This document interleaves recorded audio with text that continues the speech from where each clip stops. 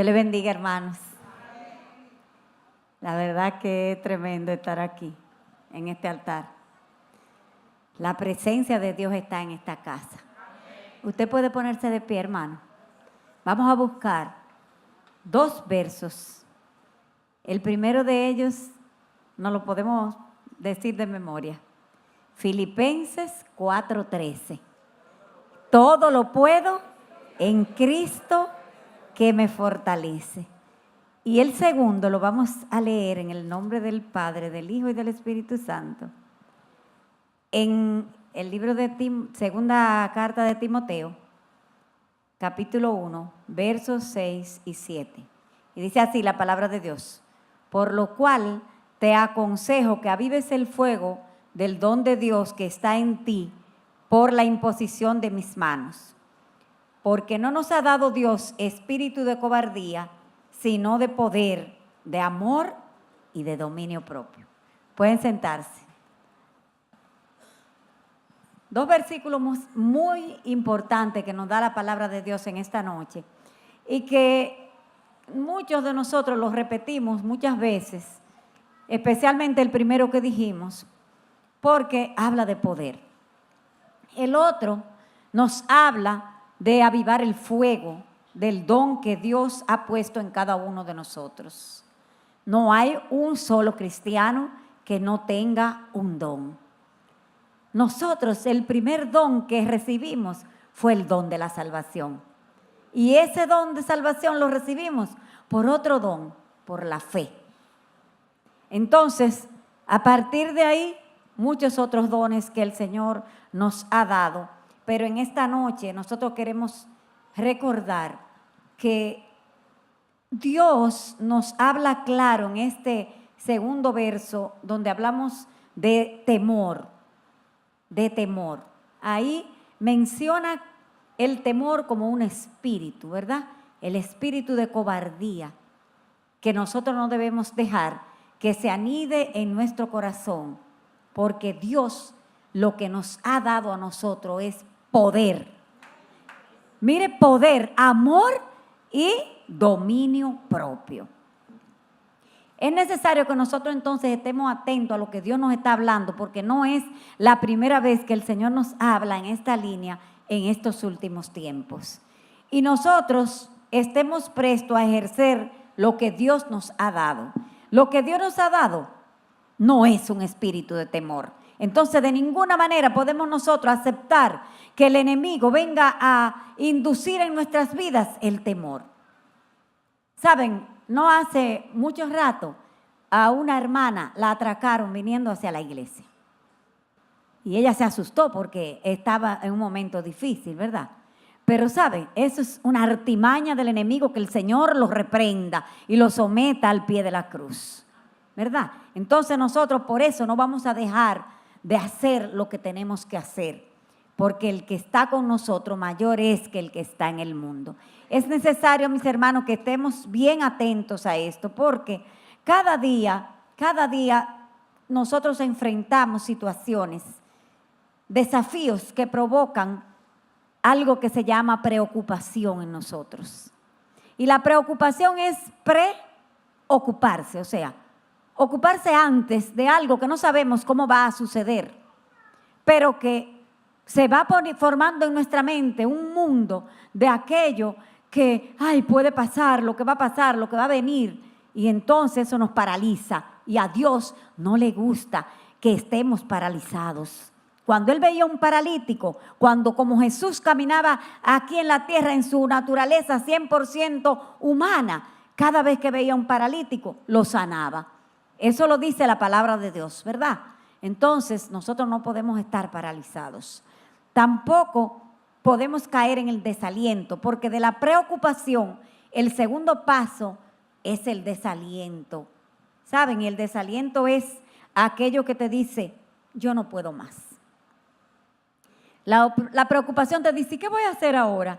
Pero el desaliento te dice, no puedo más. Y tú comienzas a maquinar eso, y yo no puedo más, ya yo no tengo fuerza. Estoy totalmente agotada, no resisto, ya no puedo. Y después que viene ese desaliento y ese agotamiento, lo próximo que viene, hermanos, es estar cansado, sin fuerzas y comenzar a flaquear en la fe.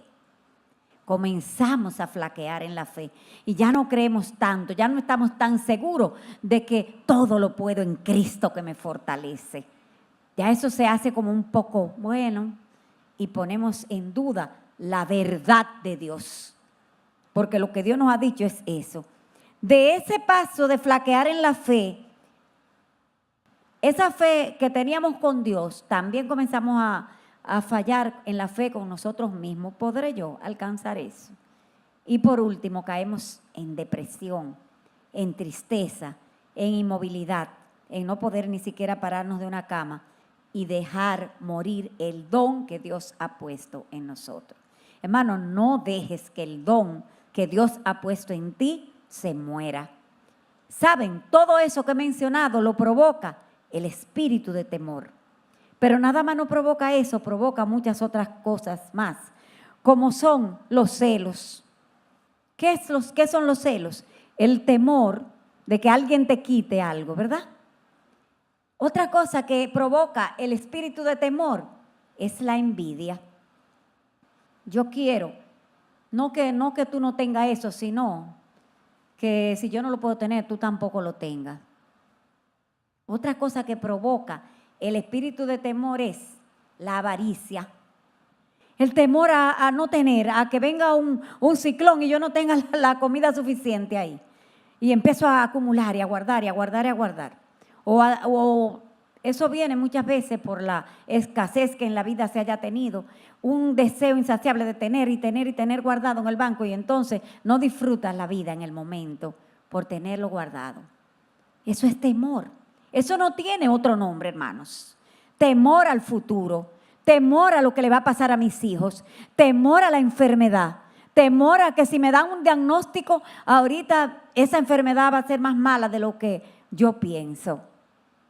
Y el Señor vuelve y nos dice, no te he dado un espíritu de cobardía, te he dado espíritu de poder, de amor y de dominio propio. Podemos dominar todo eso en el nombre poderoso de Jesús. Y lo vemos en la Biblia, que narra el valor de los jóvenes hebreos en el horno de fuego. ¿Ustedes creen que esa gente tenía miedo? Unos jóvenes que se pararon delante de un rey y le dicen a ese rey, mira, nosotros no podemos arrodillarnos delante de una estatua. Y si el Dios nuestro nos salva, bien, y si no, también lo vamos a seguir adorando a Él. O sea, firmes en lo que creían, no tenían miedo. Daniel lo iban a tirar en el foso de los leones y lo llegaron a tirar.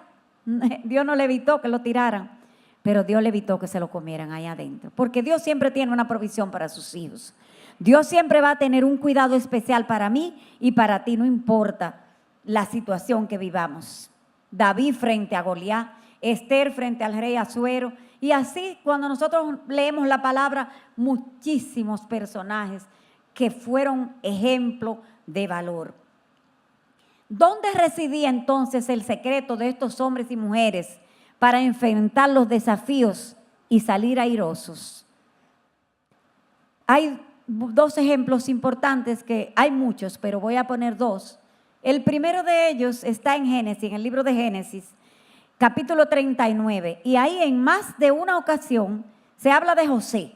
En ese capítulo se habla de José en las diferentes etapas, que no vamos a hacer la historia porque todos no la sabemos, cuando lo metieron a la cisterna, cuando lo vendieron como esclavo, cuando va a la casa de Potifar, cuando va a la cárcel. Y la palabra en cada cierto espacio que explica lo que le pasaba a José, entonces hay un versículo que completa diciendo así: Jehová estaba con José y lo que él hacía, Jehová lo prosperaba.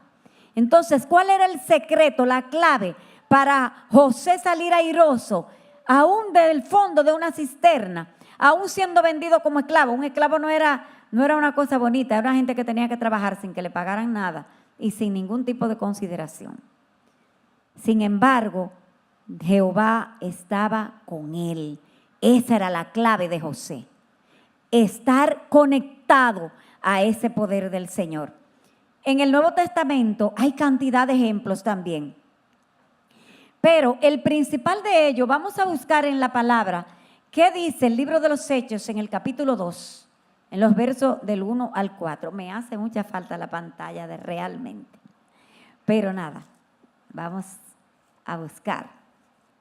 Hechos, libro de los Hechos, capítulo 2, versos 4.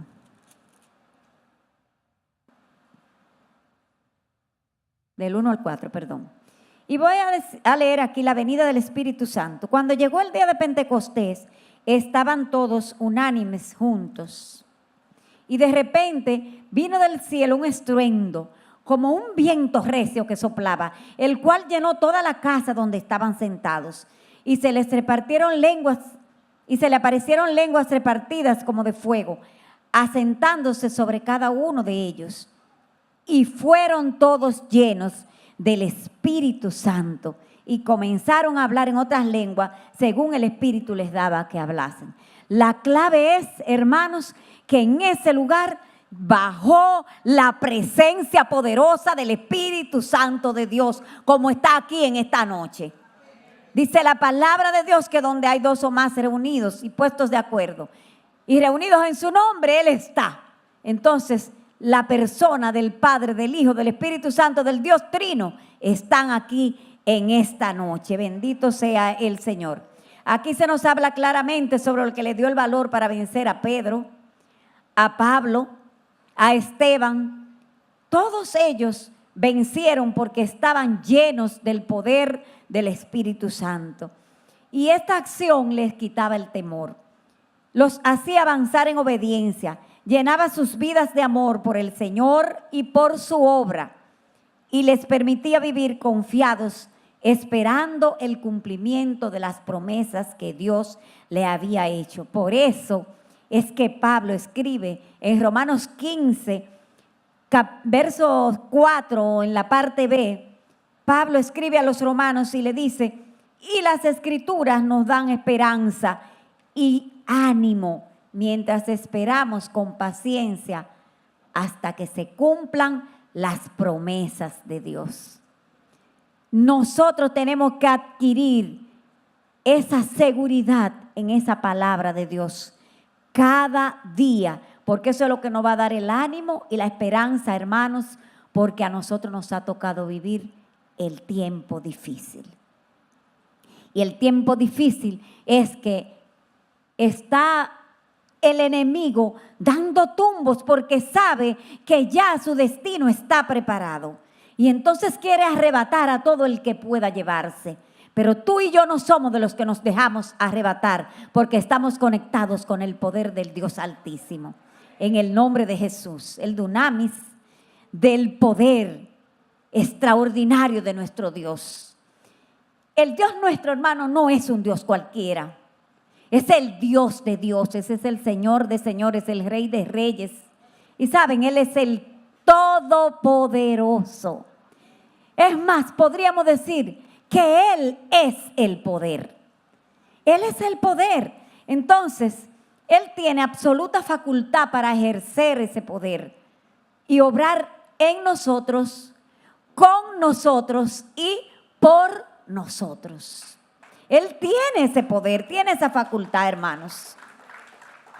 Y saben una cosa, cada vez que el Señor actúa en su poder, lo hace para obrar a favor, en bien de cada uno de nosotros. Ese mismo capítulo de Romanos que mencionamos, en el capítulo 8, en el verso 28, nos habla de que aún aquellas cosas que no son buenas, obran para bien para nosotros. Ese es el poder que el Señor quiere que nosotros recibamos y tengamos y practiquemos y que vayamos ejerciendo en esta vida que nos toca vivir en este tiempo. Cuando nosotros recibimos al Señor como nuestro Señor y Salvador, según dice Juan capítulo 1, verso 12, ahí nosotros recibimos, dice que a quienes los recibieron, Él les dio la potestad de ser llamados hijos de Dios. Pasamos de ser criaturas de Dios a ser hijos de Dios. Pero los hijos heredan, ¿verdad que sí? Los hijos heredan. Entonces recibimos el poder por ser sus hijos. Si Él es el dueño del poder y tú eres hijo del dueño del poder, entonces, hermano, tú heredas el poder de Dios. Tú heredas parte de ese poder. Él los reparte sobre cada uno de nosotros, como repartió su Espíritu Santo el poder sobre esos que estaban ahí en aquel aposento alto, cuando como viento recio vino y se posó sobre cada uno de ellos. Y da para tantos el poder. ¿Es infinito el poder de Dios? Es infinito, está a tu disposición a que tú, como vamos a ver ahorita, lo recibas y sepas manejar ese poder de manera victoriosa. El mismo Jesús nos dio a nosotros la facultad, saben, hermanos, de desterrar de nuestra vida todo lo que quiera impedir la victoria tuya y mía como cristianos. El mismo Señor nos dijo en Mateo 10:1, que dice la palabra de Dios, que Él nos dijo a nosotros que teníamos el poder de echar fuera los demonios, que teníamos el poder de sanar las enfermedades y las dolencias de las personas. No nos da tiempo de ver cada uno de los versículos en particular, pero los que toman nota, pues tomen esa nota y véanlo. Hermano, aprópiate de lo que dice la palabra de Dios, para que el espíritu de temor no venga a quitarte a ti la gracia, la bendición que Dios te ha dado. Porque cuando estamos en temor, perdemos la seguridad hasta para caminar. Ven, entonces tememos que nos vamos a caer y ya después que estamos medio viejos, así como yo estoy un poco vieja, no mucho, entonces nosotros vamos teniendo temores a las alturas, vamos teniendo temores a esto, a aquello, pero tratamos de caminar, no nos podemos quedar encerrados, nada más esperando que si voy a bajar una escalera me voy a caer. Bueno, si me caí, me caí. Eso, el Señor es quien permite las cosas. Si nosotros buscamos en Romanos 8, verso 15 al 17 nos dice: pues no habéis recibido el espíritu de esclavitud para estar otra vez en temor. Otra vez nos lo dice el Señor. Sino que habéis recibido el espíritu de adopción, por el cual clamamos: Abba, Padre. Esa es una palabra hermosa. Abba, Padre, quiere decir como papá, hermoso papá, papito. ¿Verdad? Recuérdate de la frase bonita que tú le decías a tu papá para acercarte a él. Y díselo al Señor esta noche, porque ese sí que de verdad es un Padre perfecto al que le podemos decir papá con esa manera amable y dulce. El Espíritu mismo da testimonio a nuestro espíritu de que somos hijos de Dios. No dudes nunca de que tú eres un hijo de Dios. Dice la palabra aquí que somos hijos de Dios y que hemos sido adoptados por Él. Si nosotros heredamos del Señor, que es nuestro Padre, también heredamos todas las cosas, porque dice que Él nos ha dado a nosotros, ¿verdad? Todas las riquezas en gloria. Nos ha sentado en lugares celestiales. Nos ha dado lugares que nosotros no esperábamos tener. Entonces, también dice la palabra de Dios en Efesios 3. Vamos a buscarlo. Efesios 3, versos 14 al 16, dice que por esta causa, dice Pablo a los habitantes de la ciudad de Éfeso: por esta causa doblo mis rodillas ante el Padre de nuestro Señor Jesucristo, de quien toma nombre toda familia en los cielos y en la tierra, para que os dé conforme a las riquezas de su gloria. Oigan, ¿cuándo? El ser fortalecidos con poder en el hombre interior por su espíritu. O sea que usted y yo vamos a recibir de Dios conforme a las riquezas de su gloria. ¿Usted se imagina cómo son las riquezas de su gloria? No se está hablando aquí de moneditas de oro. Se habla de bendiciones extraordinarias, sobrenaturales, que aún todavía nosotros ni siquiera conocemos. Eso es lo que usted va a recibir del Señor. Y mientras tanto, Pablo ora para que cada uno sea fortalecido con poder en el hombre interior. Y esta noche nosotros vamos a tener tiempo de oración también. Y vamos a orar por eso, para que esta iglesia sea revestida del poder del Espíritu Santo, para que cada uno de nosotros sea fortalecido en ese poder, no en el nuestro. Tú y yo no tenemos ningún poder, solo el que recibimos del Espíritu Santo de Dios. Hermano, es hermosa la heredad que nos ha tocado, lo dice un salmo. Es hermosa la heredad que nos ha tocado. No necesitamos nada más. Hoy nosotros debemos pedir los unos por los otros para ser llenos del poder del Espíritu Santo, para poder vivir en victoria. ¿Cómo nos conectamos a ese poder del Señor? A nuestra iglesia el Señor nos lo ha expresado claramente en la promesa de este año. Vamos a ver qué dice esa promesa. Vamos a recordar Hechos 26, versos del 16 al 18. Casi no la sabemos porque se repite mucho, ¿verdad? Durante todo este año de testimonio. Y dice así. ¿Qué es lo que tú tienes que hacer para conectarte al poder de Dios? Oiga lo que dice el Señor a puerta abierta. Levántate y ponte sobre tus pies. Eso fue lo que nos dijo el Señor. Porque para esto he aparecido a ti, para ponerte por ministro y testigo de las cosas que has visto y de aquellas en que me apareceré a ti. Nosotros hemos visto muchas cosas, hermanos. Los que somos más viejos aquí en la iglesia, acabamos de ver una promesa cumplida, que es esto que tenemos aquí. Que es mucho más que lo físico que hay aquí. Es mucho más, la expansión espiritual, es la promesa que Dios nos dio a nosotros cuando comenzamos con un proyecto que se llamaba Proyecto L, y muchos de los que tienen algunos años aquí recordarán eso. Y el Señor nos mandó a abrir el arca, a preparar el lugar, a preparar las sillas, la cantidad de sillas, no importa la que ustedes vean vacía, es el Señor el que agrega a la iglesia cada día los que han de ser salvos a través de esta casa.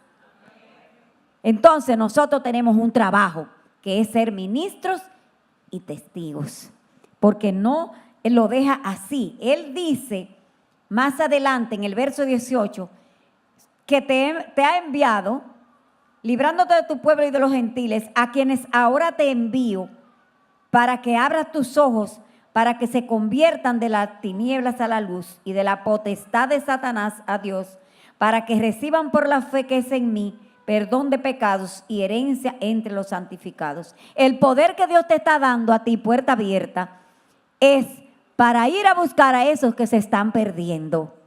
Es para traerlos a la luz, porque el Señor ya nos los ha mandado. No tenemos que esperar que nadie más nos mande. El Señor nos ha mandado y lo que nos queda a nosotros es obedecer. Obedecer. Hermanos, si nosotros leemos en el verso siguiente, aquí vamos a ver que en el 19 hay un título que tiene mi Biblia, probablemente la de usted también la tenga. Esta es una Biblia versión Reina Valera 1960 y dice: Pablo obedece a la visión. Y él dice al rey Agripa: por lo cual, oh rey Agripa, no fui rebelde a la visión celestial. ¿Qué fue lo que le dijo el Señor? ¿Qué es lo que Pablo narra ahí en esos versos que leímos del 16 al 18? La visión que Dios le dio es de ir a buscar a los que se están perdiendo. Y eso es lo que nos ha mandado a nosotros a puerta abierta. Todo, hermano, lo que salga de ahí no viene de Dios. Escúchalo bien, todo lo que salga de ahí, de eso que el Señor nos ha mandado a hacer, todo lo que se salga de ahí, no viene de Dios. El Señor nos ha mandado a llamar a la gente, a buscarlos. No te preocupes que las sillas estén vacías porque se van a llenar. Es Él que quiere hacerlo. Y nos va a usar a nosotros, hermano. Y si tú no te dejas usar, pues a ti te pedirán cuenta. Dice así la palabra de Dios. Si queremos vencer, debemos ser como Pablo, obedientes a la visión. Estar dispuesto a oír la voz del Señor, siguiendo la visión establecida, viviendo en santidad y trabajando sin indolencia en la obra del Señor para su gloria y para su honra. Cuando nosotros trabajamos de manera indolente en la obra del Señor, hay una palabra muy fuerte en Jeremías 48:10. Búsquela, yo no la voy a decir desde aquí, pero eso es lo que le pasa al que hace la obra del Señor de manera indolente. ¿Cómo saber entonces en qué momento yo estoy fallando en esa conexión y tengo que restablecerla? Primero que nada, cuando tú ni siquiera sabes por dónde comenzar a hacer lo que Dios te ha mandado a hacer. El hermano Valdera dijo que esta noche esta palabra la tomáramos cada uno para sí. No comience a buscar a quién que Dios le está hablando. Dios te está hablando a ti y a mí. A mí me habló primero cuando me dio la palabra. Pero a cada uno de nosotros Dios nos está hablando esta noche. Cuando no sabemos por dónde comenzar, cuando tenemos la intención, el deseo, pero ante cualquier cosa que me digan o ante cualquier cosita que yo vea o cualquier situación, un quítame tapaja, como dicen por ahí, de una vez se me quita el deseo de hacer las cosas. Cuando no tenemos la disposición y la disciplina y vamos posponiendo de manera indolente el trabajo del Señor. En el lenguaje secular, hermanos, cuando usted pospone el trabajo que usted tiene que hacer en su oficina y lo deja juntar, eso se llama, tiene una palabra que es procrastinar. En el trabajo del Señor, eso se llama apostatar. Ser indiferente hacia lo que tú sabes que tienes que hacer. La apostasía nada más no es negar a Dios. No es negar todo lo que creíste antes y ahora todo lo que dice ahí te lo encuentras malo. Porque a veces nosotros sin darnos cuenta apostatamos cuando cogemos una parte de esta palabra, la que me gusta y la que no me gusta la dejo. Pero cuando tú no haces lo que tienes que hacer en el tiempo que lo tienes que hacer, también eso es malo delante del Señor. Hermanos míos, cualquiera de nosotros sabe que tenemos una gran comisión de compartir a Jesús y nosotros lo tenemos que hacer de cualquier manera, porque la comisión, la gran comisión fue mandada a todos los que creyeran en el nombre de Jesús. Entonces, si los vamos dejando y nos vamos envolviendo en el afán del trabajo y nos vamos acomodando y ya solamente vengo a los cultos los domingos porque bueno, voy el domingo para cumplir, entre comillas, con el Señor y no hago lo que Dios me ha mandado hacer, entonces a veces nada más no fallamos nosotros, sino que hacemos fallar a otros. Hacemos fallar a otros. Porque si ve que tú me invitaste a mí y tú eres el primero que deja como de ir y va cuando quieres y hace las cosas así, pues yo tampoco me apuro, ¿verdad? Como dicen, no me ocupo de hacerlo. Pero dice la palabra de Dios que allá arriba hay unos libros donde se anota todo. Usted lo sabe, ¿verdad? ¿Cuántos saben que hay libros donde se anota todo? Ah, bueno, usted sabe que lo están anotando allá arriba. No somos nosotros que lo estamos anotando. Es el Señor. No nos envolvamos, hermanos, porque cuando nos envolvemos mucho en el afán y en el trabajo, perdemos el primer amor. Y perder el primer amor, el fuego del don que debemos avivar, hermanos, eso es triste para una persona. Romanos 7:18 dice que Pablo sufrió un tiempo porque lo que quería hacer, el bien que quería hacer no lo hacía. Usted busque la parte B de ese versículo y dice, en una de las nuevas versiones dice, quiero hacer lo que es correcto, pero no puedo. A veces el enemigo nos va a poner impedimentos. Entonces, hermano, ese es el momento de tú conectarte con el poder que Dios te ha dado y decir, Señor, ayúdame. Porque la palabra dice que Dios no nos manda a hacer a nosotros nada sin darnos la ayuda que necesitamos para cumplir con ese propósito. Dice la palabra de Dios que Él pone en nosotros el querer como el hacer por su buena voluntad. Dios no te va a mandar nunca a hacer algo para lo cual Él no te capacite, no te dé la preparación, no te vaya a buscar los recursos. A veces cuando nosotros creemos que no hay recursos, se sobran. Porque Dios es un Dios fiel, un Dios que no hace las cosas a lo loco como nosotros. Hermanos, luego de empezar a servir y hacer lo que tú tienes que hacer, cuando venzas, cuando ya te apropies de ese poder, luego de que tú empieces, no te detengas, sigue. Nosotros estamos comenzando. Este es el inicio de la expansión. Este es el inicio. Esto es lo que hizo Noé cuando ni siquiera había llovido nunca sobre la tierra. Dios le dijo a un arca, porque va a durar 40 días lloviendo y te van a salvar solamente tú y tu familia. Estoy parafraseando la palabra de Dios con todo el respeto que ella me merece. Nosotros estamos preparando el arca, pero el trabajo apenas comienza. Son muchos los que empiezan, pero son pocos los que terminan. Cuando están a punto de alcanzar lo que Dios ha prometido, se le agotan la fuerza o se dejan llevar de voces agoreras, como dicen por ahí en el argot popular, bocinas del enemigo son esas. Bocinas del enemigo que comienzan a decir, no, eso no se va a poder, eso está mal, eso va a quedar así, eso no, eso sí. Se les olvida que, miren hermanos, ese es el trabajo de Satanás.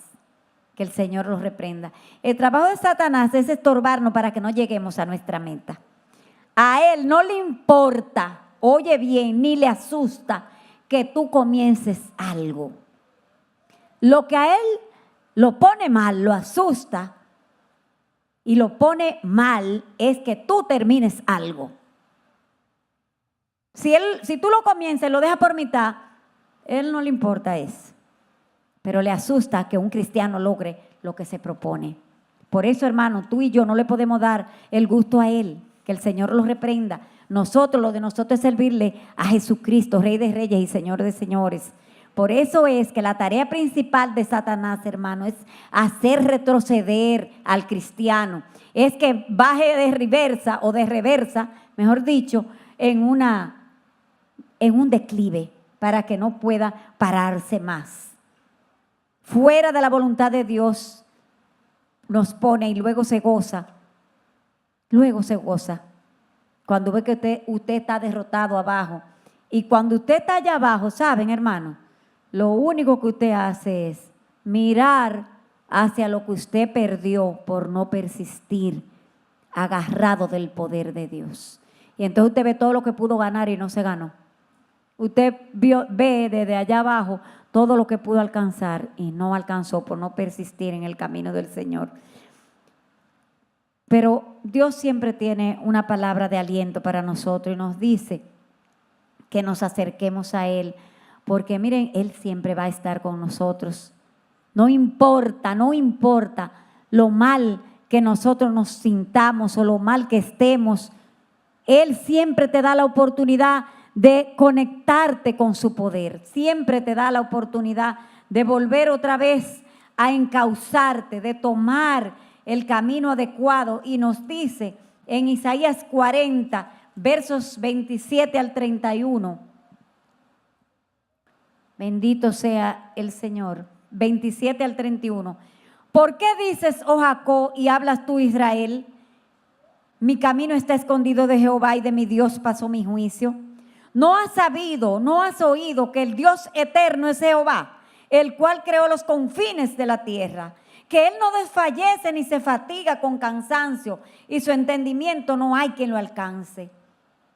Él da esfuerzo al cansado y multiplica la fuerza al que no tiene ninguna. Los muchachos se fatigan y se cansan, los jóvenes flaquean y caen, pero los que esperan a Jehová tendrán nuevas fuerzas, levantarán alas como las águilas, correrán y no se cansarán, caminarán y no se fatigarán. Entre esos estamos nosotros, admitiendo que necesitamos ese poder del Señor para poder seguir y diciendo como Pablo decía, Señor, no puedo con este aguijón, no puedo con este aguijón, no puedo, estoy que no, ya no resisto.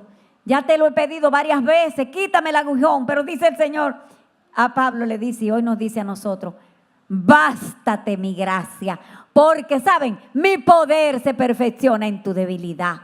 En esa debilidad, en eso que tú crees que no puedes vencer. En ese pecado que te asedia, pero que tú no quieres cometer. Ahí se perfecciona el poder del Señor. Claro, si tú se lo entregas a Él y comienzas a caminar en obediencia, según la palabra de Dios nos manda. Bástate mi gracia, dice el Señor. Lo próximo es que nosotros debemos creer con fe, conforme a nuestra fe, que el Señor va a actuar a favor nuestro. Se lo dijo a dos ciegos en Mateo 9:29, cuando los sanó, puso sus manos sobre los ojos de esos dos ciegos y le dijo: conforme a vuestra fe sea hecho el milagro. ¿Qué tan grande es tu fe? Conforme a esa fe, Dios te hará los milagros. Los que tú estás pidiendo que estén de acuerdo con su santa y perfecta voluntad. Y otra cosa es, hermanos, que debemos hablar con fe. Creí, por tanto hablé, dice en Corintios. Actuar en fe, como Josué cuando entró junto con mandó a los sacerdotes que entraran al río. Él no abrió el río primero: vengan, pasen ahora. Porque Dios no actúa siempre igual. Dios actúa como Él quiere, porque Él es todopoderoso, soberano, perfecto, santo y magnífico. Y Él hace con nosotros lo que Él quiere y como Él quiera. Pero Él le dijo a Josué: manda a los sacerdotes que entren al río. Cuando estén los pies mojados ahí, entonces tú verás el milagro. Y luego que actuaron, que ellos, dice, y ustedes se recuerdan un mensaje que dio la pastora Yamel, que ellos no cuestionaron las órdenes de Josué. Ellos no pusieron: no, pero que tú tenías que preguntarnos a nosotros. Porque saben, hermano, el gobierno de Dios no es democrático, es un gobierno teocrático. Es lo que Dios manda, lo que hace el pueblo de Dios. Entonces eso tenemos que tenerlo bien claro. Él no comenzó a preguntar: ¿ustedes creen que es verdad? ¿Se pueden mojar los pies? Y si alguno tiene gripe, y si uno no tiene una sandalia que se le están rompiendo. No, él simplemente dio la orden, transmitió la orden que Dios le había dado. Y entonces el río Jordán, dice la palabra de Dios, que separaron las aguas de un lado y las que seguían hacia el Arabá siguieron corriendo hasta que se secó esa parte. Eso fue así, real. Entonces nosotros también podemos esperar en el Señor. Hace 24 años, hermanos, en el año 1994, nos mandó el Señor a ensanchar nuestra tienda, a ensanchar el sitio de nuestra tienda, a extendernos a derecha y a izquierda. Y muchas cosas ocurrieron, pero Dios cumplió su promesa. Estamos ahí, extendiendo las cortinas, asegurando las estacas. ¿Y sabe qué es las estacas, hermano? Las estacas es lo que te afirma en el conocimiento, en la fe del Señor. No son simples estacas de madera como ellos usaban para asegurar su tienda. Eso es lo que te asegura a ti, lo que te afirma en tu casa, en tu iglesia, donde tú naciste, donde Dios te dio la bendición de ser salvo. Con los defectos y virtudes que como humanos todos tenemos, pero aquí dentro del sitio de tu tienda y dándote la oportunidad de ser ministro y testigo de su palabra. Eso es un privilegio que nosotros no podemos comparar con nada más. No se trata de si tú tienes un cargo o un lugar en esta iglesia como líder de un ministerio. Se trata de que Dios te ha dado la potestad de ser ministro y testigo de Él.